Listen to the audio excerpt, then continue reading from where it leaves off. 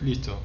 Entonces, en esta sesión vamos a ver, vamos a revisar un proyecto real de carreteras, pero previo a eso vamos a ver la etapa o algunos conceptos muy generales para el diseño de una vía, ¿no? Ahora, el primer concepto importante es la línea gradiente. La línea gradiente es una línea que une dos puntos. Digamos que la vía de acceso que tienes que hacer va desde el punto A y termina en el punto B. Inicia en el punto G y termina en el punto N. Entonces, por ejemplo, en esta vía de acceso, estos dos puntos tienen sus coordenadas, ¿no? Cada uno de estos dos puntos tiene coordenadas. Y lo que nos va a importar bastante es la distancia que hay entre esos dos puntos, la distancia horizontal y la distancia vertical. Entonces, cuando tú unes esos dos puntos, se va a formar un triángulo. Ahí está en planta, ¿no? Pero uno puede deducir que cuando tú unes esos dos puntos, esa unión, esa recta, no es horizontal, es inclinada, ¿no? Porque ambos puntos no se encuentran a un mismo nivel. Entonces, esa recta inclinada genera dos proyecciones, una vertical y una horizontal. Es decir, se está formando un triángulo rectángulo. Entonces, existe un desnivel entre estos dos puntos. Y cuando tú inicias y haces todo el recorrido, vas a tener que llegar hasta ese punto final, ¿no? Entonces tú inicias, por ejemplo en G, inicias, haces un recorrido y entonces si el punto N se encuentra con un valor de elevación mayor, ese camino va a tener que ser hacia arriba, subiendo. Si ese valor de n es menor, va a ser bajando, ¿no? Pero ese recorrido debe guardar cierta coherencia con, con una pendiente adecuada, de tal manera que el recorrido que tú hagas avance verticalmente de forma gradual hasta llegar a n y no te pases. O sea, no es que tienes que subir, luego te das cuenta y bajas a n, no, tienes que subir de manera gradual hasta llegar a n. ¿Ya? Entonces la línea gradiente es eso, es unir dos puntos respetando una pendiente de tal manera que te permita alcanzar o dominar toda la distancia de separación vertical en todo ese tramo. Y entonces, de hecho, hay una técnica que es la técnica del compás. Para eso necesitas saber la pendiente que hay entre los puntos, el punto inicial y el punto final, ¿no? Entonces, por ejemplo, eso lo calculas así: sabes la distancia horizontal entre ellos, sabes la distancia vertical entre ambos. Hayas pendiente es distancia vertical entre distancia horizontal por 100. La pendiente da 1,30. Ya. Luego tienes que saber cada cuántos metros están estas curvas de nivel. Para este ejemplo, para este proyecto, las curvas de nivel están cada 2 metros. Entonces, haces un triángulo.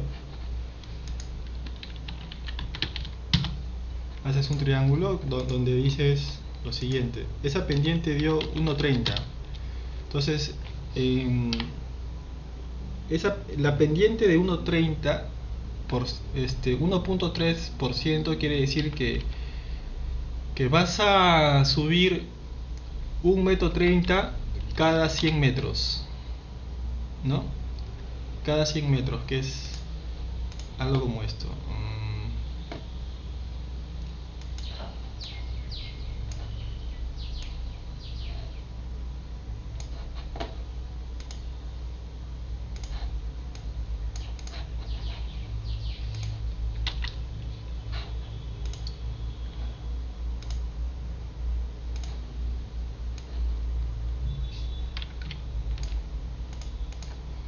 que en 100 metros hay un desnivel positivo de 1,30, ¿no? Pero el punto inicial se encuentra acá y el punto final acá. No, acá no, se encuentra más alejado. No, ¿qué estoy hablando? No, ya, es otra cosa. Entonces, la pendiente que hemos calculado, que está acá, que es 1,30, significa lo siguiente, que es una recta inclinada, que esa inclinación se define por la diferencia de estos dos valores, ¿no? Y digamos, a modo escrito sería un triángulo que en 100 metros de longitud va a subir 1,30 m.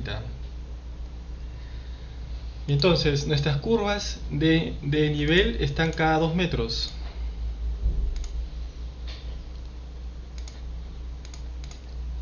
Para eso, entonces tengo que hacer un triángulo más grande.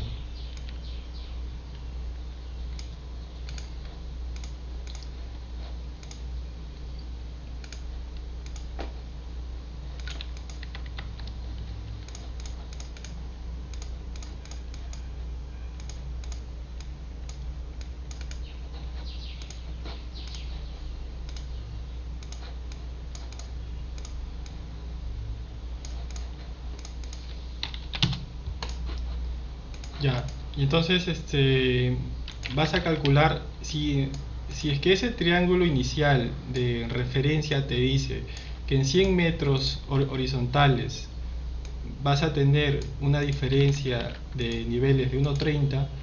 Entonces, para una diferencia de niveles de 2 metros que son estas curvas de nivel, ¿cuánto tienes que avanzar en horizontal?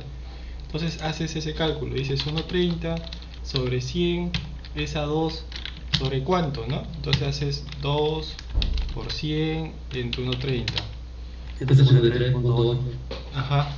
Y entonces lo que tienes que hacer es que desde cada punto vas a avanzar para respetar esta pendiente, para respetar esta inclinación, y sabiendo que tus curvas de nivel están cada 2 metros, tienes que ir avanzando de curva a curva, con una abertura de compás de 153 metros. Entonces,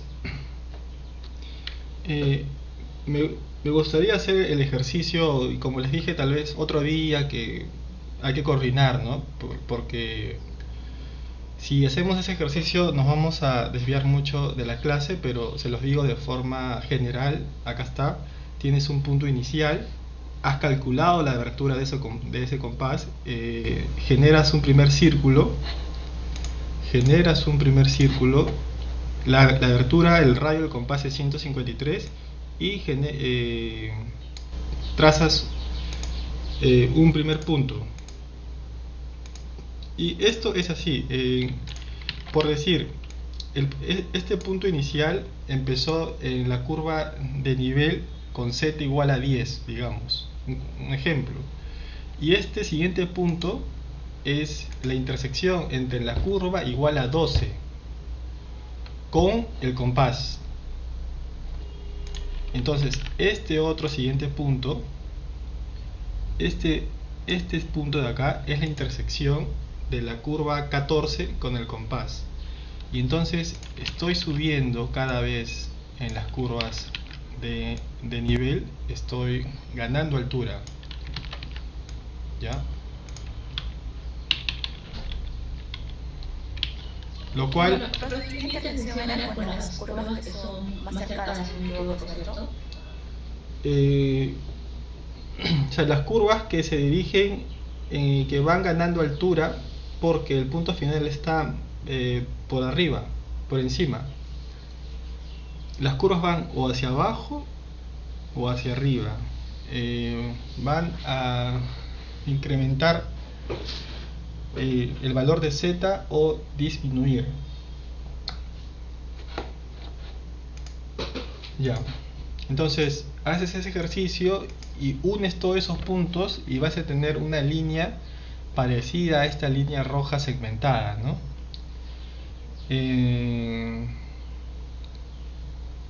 Ustedes han escuchado ese dicho que cuando no hay un ingeniero para diseñar, sueltas un burro y te lanza, te describe el camino. Ya, los que hacen estos animales es eso, caminan de forma tan hábil que no hacen un esfuerzo de más. Van a escoger el mejor trazo de tal manera que no tengan que hacer un segmento de más. Van a ir avanzando poco a poco hasta llegar al punto. Es eso. Ya, entonces acá tenemos una vista en 3D de la superficie. Acá, luego de replantear los puntos de la línea gradiente, se unen a pulso, resultando de este modo la línea gradiente definitiva. ¿Ya? Entonces, estos puntos no los unes con regla ni con una figura geométrica definida, sino a pulso. En el software, ¿no? A pulso. Listo. Se puede apreciar en la imagen que la gradiente discurre proporcionalmente hasta dominar en su totalidad la distancia vertical entre ambos puntos. Ya. Entonces, esa es nuestra primera referencia para hacer un diseño geométrico. Es lo primero que debemos hacer. Saber el intervalo de curvas. Conocer la pendiente que hay entre el punto inicial y el punto final.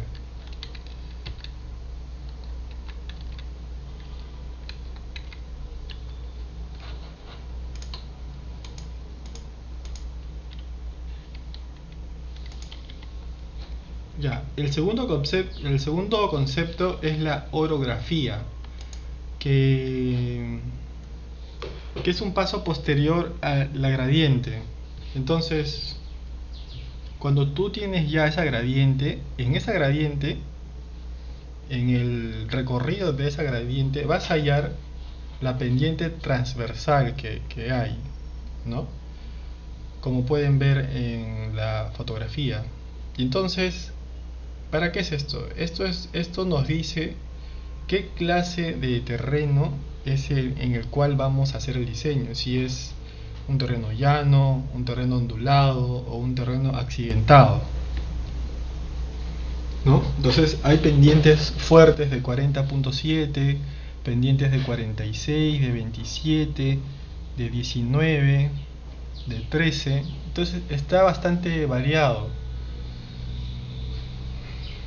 Este valor de pendiente lo pueden hallar en el Civil, ¿no? Ustedes saben el Civil, usan el Civil, ¿no? Más o menos, un poco. Sí, profesor, lo pasado yo, sí. Ya. Entonces, estos valores de pendiente se hallan sin ningún problema en el Civil. Ya está. Entonces, lo que tenemos que hacer es registrar todos estos valores de pendiente y hallar un valor promedio, una mediana de todos estos puntos, ¿no? Ya está. Entonces, el cual resulta una pendiente de 27.3%. Entonces, cuando tienes estos datos de la línea gradiente y la orografía, ya puedes pasar al diseño geométrico. Y hay que respaldarnos en el DG 2018, Manual de Diseño Geométrico, que está a cargo del Ministerio de Transportes.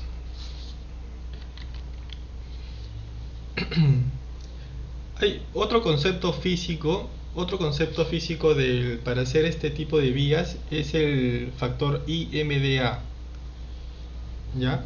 Que esto quiere decir la cantidad de vehículos que van a pasar por vía. Entonces, por ejemplo, en autopistas de primer orden tenemos el IMDA superior a 6000, ¿no? En una trocha vecinal menor a 200, por ejemplo, ¿no? Una carretera de tercera clase menor a 400. Entonces, nuestro ejemplo va a ir a este caso de acá, una carretera de tercera clase.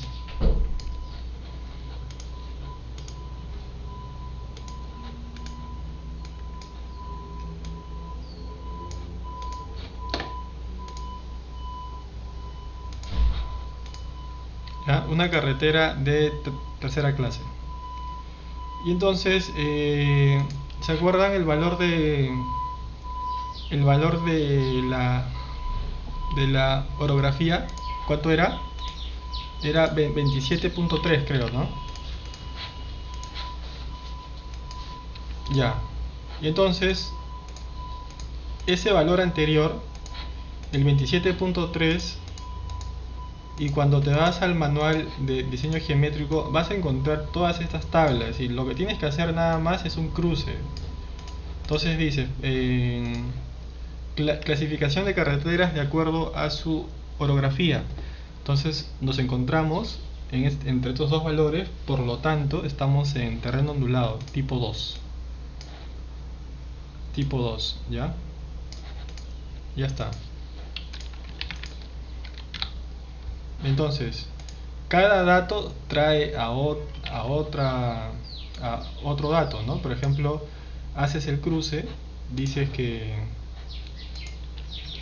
te encuentras acá en carreteras de tercera clase, como hemos visto en el cuadro anterior, carreteras de tercera clase. Entonces marcas acá en carreteras de tercera clase. Listo. ¿Qué clase de terreno es? ¿Plano, ondulado, accidentado o escarpado? Dices que es ondulado. Ya, muy bien. Entonces, para ese tipo de terreno corresponde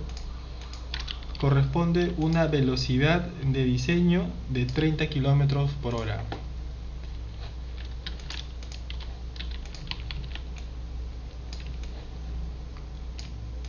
Ya está.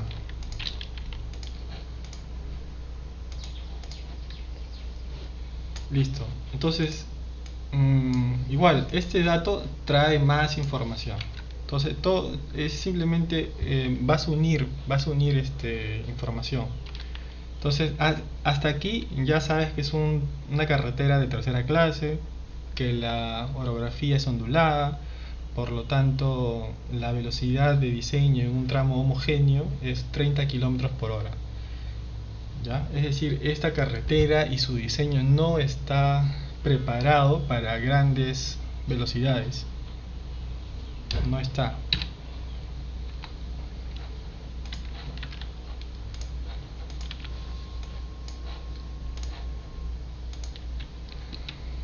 Luego, con ese dato anterior de 30 kilómetros, puedes hallar las longitudes mínimas y máximas en tangentes. Tiene que haber una longitud mínima y tiene que haber una longitud máxima que debes respetar. Todos estos datos, si alguno quisiera revisar qué significa L mínimo S, L mínimo O, puede verlo en el manual de diseño geométrico.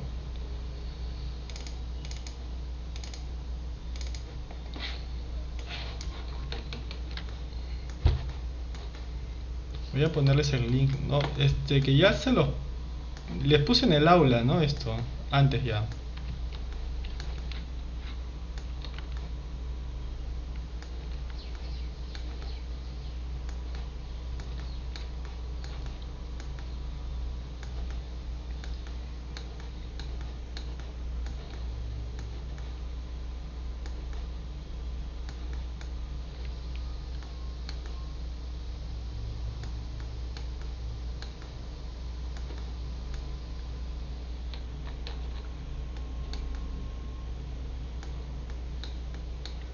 acá están los cuadros que estábamos mostrando, ¿no?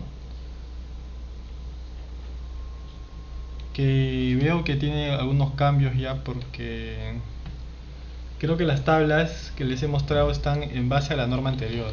Este es del 2018. Esta es la que está vigente.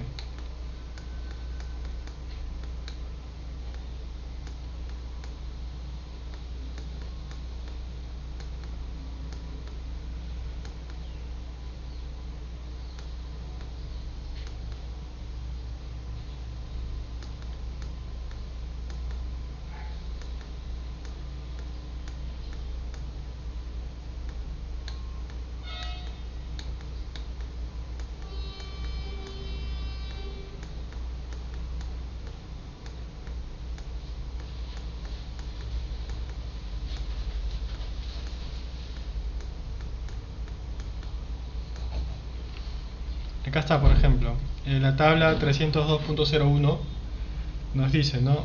Longitud mínima para trazados en S, y ahí te explica qué es cada uno, ¿no? Es alineamiento recto entre alineamientos con radios de curvatura de sentido contrario. ¿Qué significa, por ejemplo, en O? Aquí dice longitud mínima en metros para el resto de casos. Alineamiento recto entre alineamientos con radios de curva en el mismo sentido. Es decir, estás yendo por un tramo recto tangente y haces viene una curva a la derecha. Luego otro tramo tangente recto y hace otra curva a la derecha, en el mismo sentido. Cuando es para S, es cuando va un tramo tangente recto, hace una curva a la derecha, luego tramo tangente y otro tramo, una curva a la izquierda, perdón. Entonces todos estos factores, para el que quiera hacer lectura, lo va a encontrar en este manual, ¿no? Ya. Entonces, como vemos, es un proceso lineal.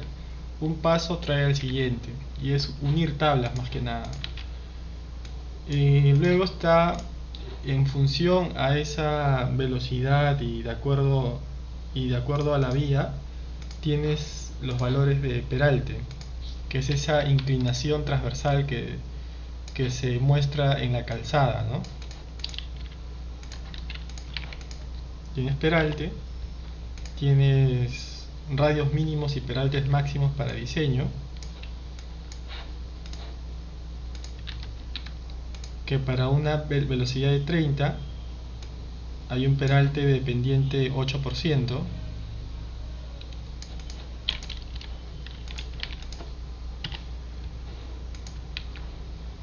luego hay un concepto que, digamos, cuando tú hay varios tipos de curvas, según vimos la clase pasada, ¿no? Hay curvas circulares y hay curvas en espirales. Y en la clase pasada, en las primeras láminas, se explica para qué es cada uno de ellos. Entonces, el manual te dice, si tu radio de curvatura es mayor o igual que 55 metros, para esa velocidad no necesitas espiral. ¿Ya? Si tú necesitas tener curvas menores de ese radio, tienes que usar espiral.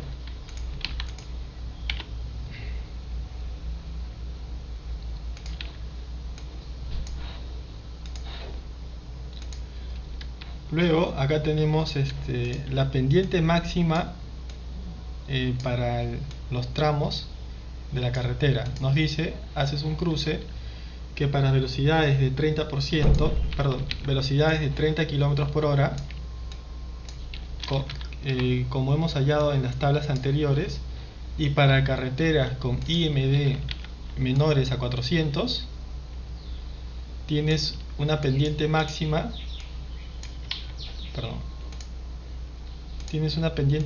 de 9%. ¿Esta carretera era de tercer orden o de segundo orden? De tercer orden era, ¿no? Era de carreteras de tercera clase. Entonces, en esta tabla tiene que ser acá tercera clase, bueno, tercera clase 2, ya. Entonces, esto quiere decir que la pendiente máxima debe ser del 9%. Por ejemplo, hay buses interprovinciales que no pueden subir esta pendiente del 9%. A lo mucho pueden subir 8. ¿Han recorrido por el Pasamayo o el Pasamayito, creo que le dicen? No, a la variante que está por encima del Pasamayo. Esa carretera se diseñó de manera tal que no tomó en cuenta una pendiente máxima y entonces no pudo ser usada por buses, ¿no? Esta carretera se hizo para ya no ir por ese tramo medio peligroso donde siempre ocurren accidentes o suelen ocurrir accidentes, y se construyó la carretera pero no se pudo usar por el sector más importante, que era el transporte masivo, ¿no? De los buses interprovinciales. ¿Por qué? Porque la pendiente era tal que las máquinas no podían soportar esa pendiente, menos los vehículos de carga pesada. Pero fueron pasando los años, en el transcurso fueron usados solamente por autos y después por buses con mayor performance, ¿no? Buses más nuevos. Y es por eso que las cargas pesadas no usan ese tramo, ¿no? ¿Alguno de ustedes ha ido por ese tramo? Por la Pasamayito ese que pasa por Comas. No. O sea, creo que hay tres: el Pasamayito, que es creo una trocha, el Pasamayo, que es el que ha habido desde antes, y luego se construyó la variante que está por encima, arriba. Ya, en esa variante es la que les digo que hubo ese problema de la pendiente. Entonces el valor de pendiente es bastante importante. De nada te sirve hacer una carretera asfaltada, todo lo que quieras, y que tenga una pendiente tal que los autos no puedan desarrollar esa pendiente, ¿no?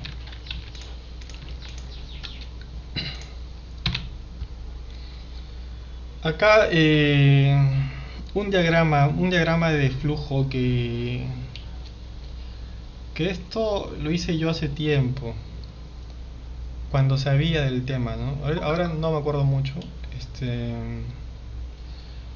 pero les recomiendo que todos los procesos que sean lineales hagan un diagrama de flujo para que sepan cómo tiene que ser el proceso, ¿no? Entonces, esto va así como hemos estado hablando. Hay ciertos inputs, el IMDA, la cantidad de vehículos que transitan por día, actuales o proyectados.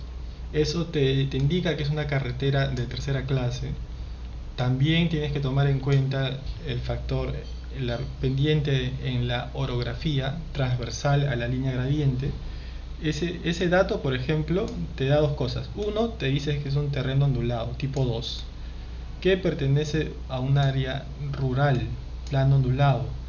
Entonces, este valor te ofrece, te indica que el peralte máximo debe ser 8%. Luego juntas estos dos y obtienes una velocidad de diseño de 30 km por hora. A partir de ese dato de 30 km por hora, vas a obtener todo esto. Vas a saber que hay una pendiente máxima.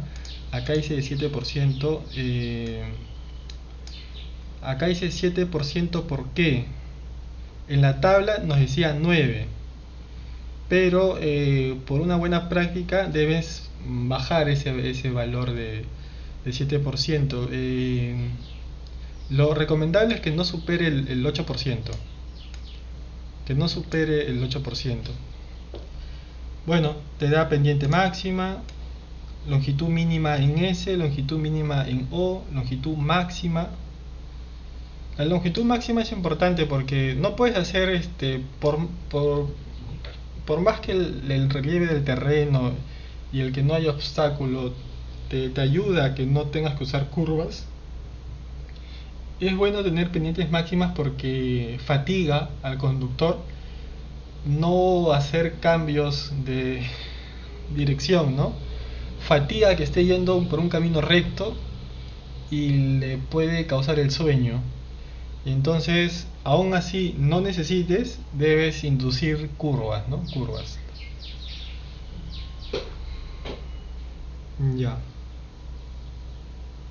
Y entonces, cuando tengas todo eso, vas a hacer unas preguntas de los radios que obtengas. Vas a decir, tu radio es mayor a 55 metros, entonces está bien, es una curva circular.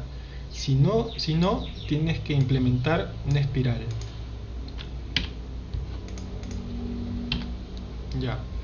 Entonces acá vemos algo bastante gráfico, ¿no? Dice, a la izquierda se observa la línea gradiente, luego a la derecha se observa que se traza una polilínea azul, el alineamiento, que en la medida de lo posible debe coincidir con la línea gradiente y que dé cabida a la implementación de curvas horizontales. Ya.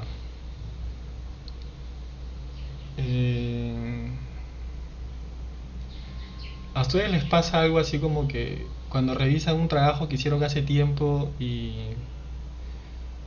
se hacen el comentario de cómo pude haber hecho esto? O sea, es como que uno cada vez hace mejor las cosas, ¿no? Va mejorando y todo, ¿no? Y entonces leo lo que escribí hace tiempo y no me gusta, pero se entiende algo, ¿no? Lo más importante son estos gráficos.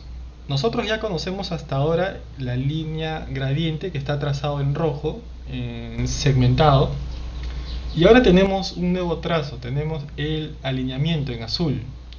Entonces, lo que está pasando acá es que ese trazo azul, en la medida de lo posible, se encuentra en la línea gradiente, pero en los cambios de dirección, en los PI, se encuentra por fuera, ¿no? Como están viendo acá. ¿Para qué? Para que en la parte interna se pueda desarrollar las curvas. Entonces, lo que sí va a ser tangente son los puntos PC y PT, ¿no? PC y PT. Desde PC y PT se va a desarrollar la curva, el PI queda por fuera, de tal manera que cuando ya obtengas tangentes y curvas, ese trazo sí se aproxime lo mejor que se pueda a la línea gradiente. Ahora, ¿qué implica no acercarse a la línea gradiente? Implica de muchas cosas. Entre ellas, en el factor técnico, implica, en el factor constructivo, mayores volúmenes de corte o mayores volúmenes de relleno. Si te alejas de la línea gradiente, en este caso vas a tener mucho volumen de relleno. Si quedas hacia el interior de la línea gradiente, vas a tener mucho volumen de corte. Ya. Entonces, finalmente tenemos esto. Ahora ya hemos implementado las curvas, como pueden ver.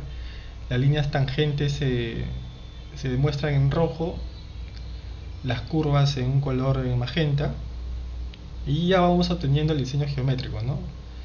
Bastante interesante. Me gustaría hacer esto. Vamos a ir viendo en el curso si nos queda un espacio, ¿ya? Entonces, cuando ya tenemos esta traza, este diseño horizontal, ahora vamos a la sección transversal. Entonces, consiste en la descripción de los elementos de la carretera en un plano de corte vertical,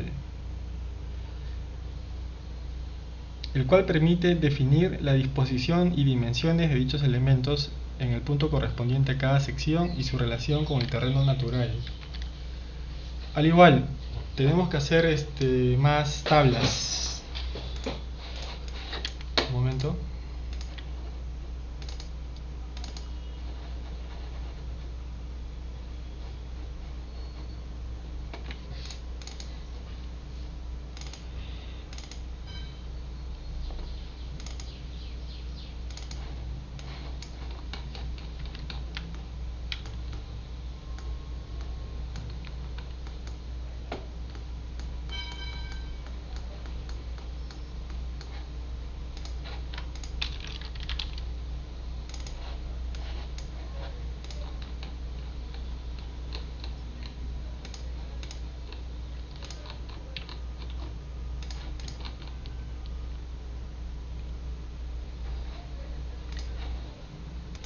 Ya, entonces ahora pasamos a estas. Claro, en esta presentación no estoy mostrando todos los pasos, estoy haciendo saltos importantes. Ya, tenemos por ejemplo esto, vamos a ver. Lo que sí quiero dejar en claro es que es un proceso lineal, ¿no? Tienes que leer la norma, aplicar criterios constructivos y ir paso a paso. Entonces, nosotros tenemos una velocidad de diseño de 30 km por hora y sabemos que estamos en carreteras de tercera clase y IMD menor a 400. Estamos en terreno ondulado tipo 2, lo cual nos ofrece el ancho mínimo de la calzada de 660. ¿Ya? 660, la calzada. ¿Saben qué es la calzada? El carril, el ancho de la vía. Eso. Acá está, el ancho de la calzada en tangente.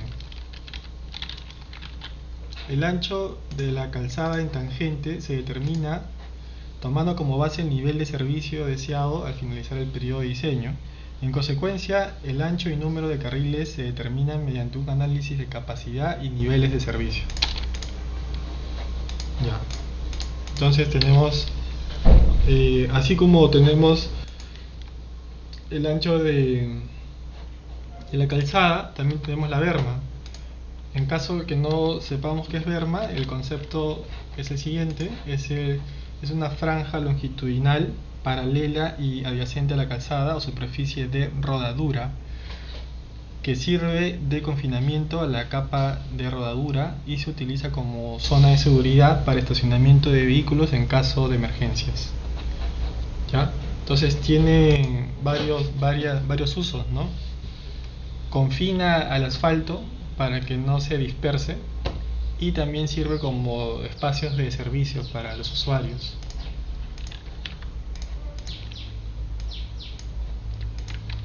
Entonces seguimos con la velocidad de diseño igual a 30. Es una carretera tercera clase, tipo 2, terreno ondulado tipo 2, lo cual nos ofrece un ancho de berma de 0.9. 0.9. Un ancho de berma, ¿no? Nos dice, se utiliza como zona de seguridad. ¿Me escuchan? ¿Pueden ver el PPT sin problema? El año pasado, creo hace 2 años, fui a hacer un trabajo que era desde Lima hasta Tingomaría. Y acabando el trabajo, estábamos regresando hacia Lima por la carretera central, un tramo de bajada, y un volquete, no sé qué le dio a ese volquete, estaba subiendo, estaba en cola de como 5 volquetes y se cansó de esperar y quiso adelantar a toda su fila, pero metiéndose en carril contrario, que era nuestro carril. Y nos encontramos frente a frente, ¿no?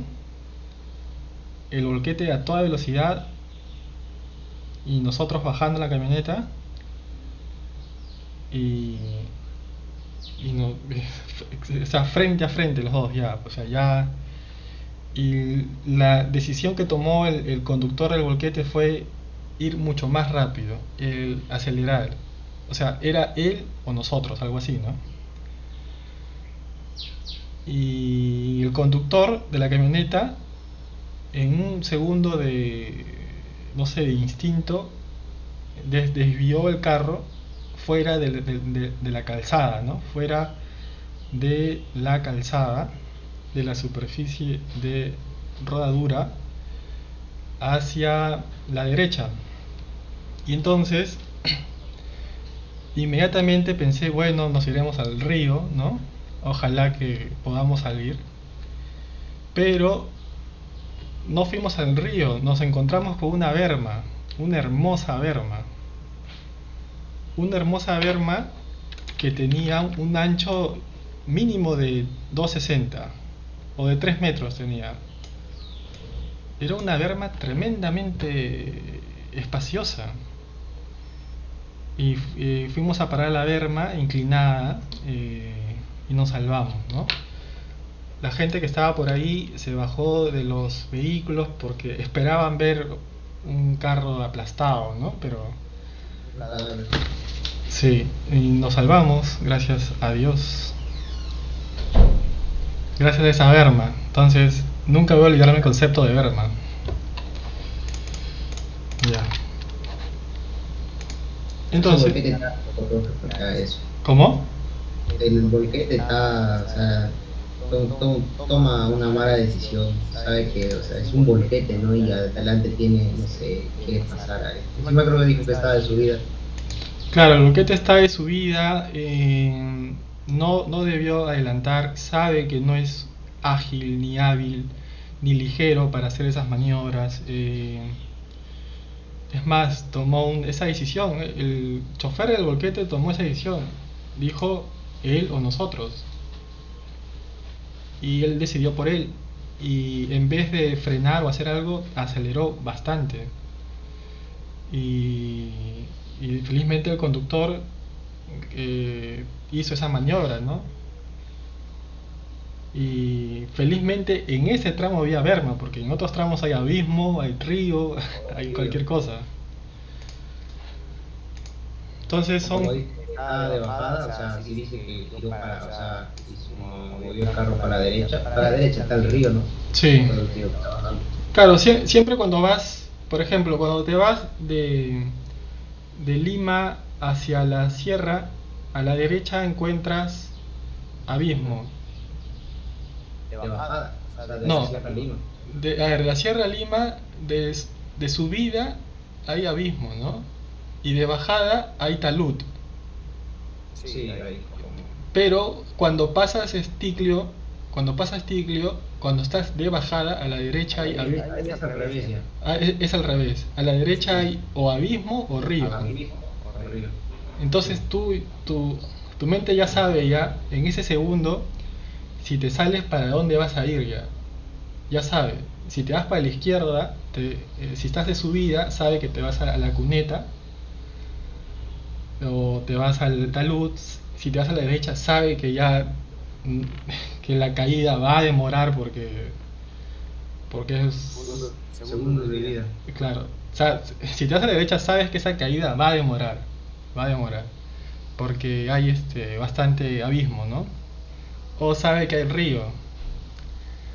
Y entonces nada, pues espero que a ninguno nos pase, ¿no? A lo mucho que estemos cerca, ¿no? Digamos, como para despertar. Y por eso es importante, cuando estemos viajando en obra, no dormir en la camioneta por más que seamos pasajeros.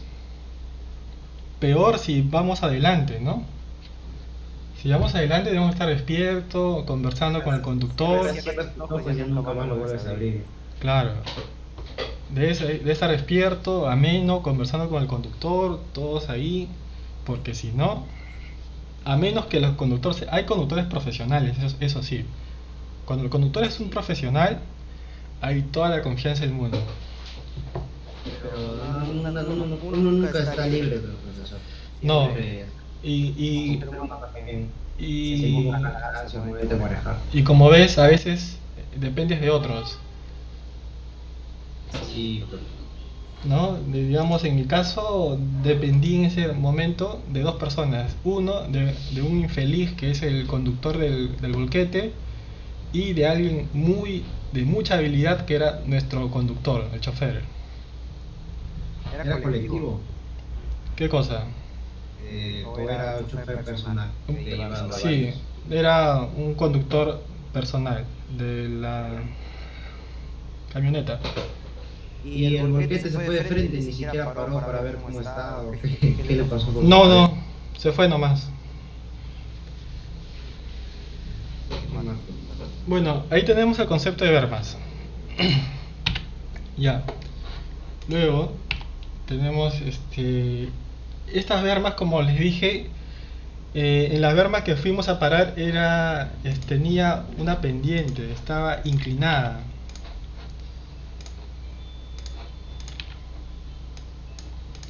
Entonces, por ejemplo acá, para este caso, tiene una inclinación de 4%.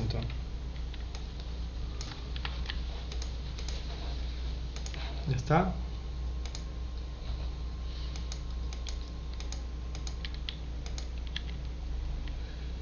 Listo. Al igual tenemos valores de peralte máximo en los tramos de curva. En las partes de curva, no me acuerdo que en esta sección creo que conversaron de eso, me preguntaron qué era el peralte en la curva. Entonces ese valor también te lo ofrece en la norma, que para nuestro caso el peralte máximo es fuerte, ¿no? Es 8%. Entonces, ¿qué es peralte? Es la inclinación transversal de la carretera en los tramos de curva destinada a contrarrestar la fuerza centrífuga del vehículo. Eso es peralte. Ya. Luego también tenemos que hasta ahora hemos interactuado las características físicas, ¿no? El terreno, hemos visto el uso, la cantidad de vehículos que van a transitar, pero también tenemos que ver qué clase de vehículos van a utilizar esta vía, ¿no? Por ejemplo, para nuestro caso, el vehículo, digamos, que tenga las peores condiciones va a ser un ómnibus de 4 ejes, que en la norma está como código B41. Y entonces para ese tipo de vehículos tiene sus dimensiones, ¿no? Ancho, largo, separación entre ejes y todo ese tema, ¿no? El radio que describen sus ruedas. Ya. Por ejemplo, es este de acá. ¿Y esto para qué necesitas estos datos? Porque en las carreteras, en las curvas, hay un sobreancho. Hay un sobreancho que debes calcular en función al vehículo, al radio, al número de carriles, a la velocidad. Y finalmente, por ejemplo, para ese pequeño proyecto habían 6 curvas. Y vas a calcular el sobreancho para cada una de ellas, ¿no? En este caso 1,90 m, 1,80 m, hasta 2,40 m. La más incidente es la curva 4, que tiene un sobreancho de 4 metros, ¿no? El sobreancho.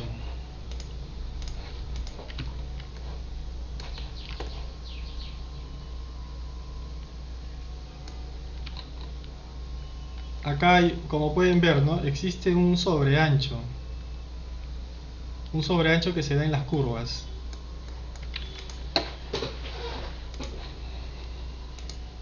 Ya.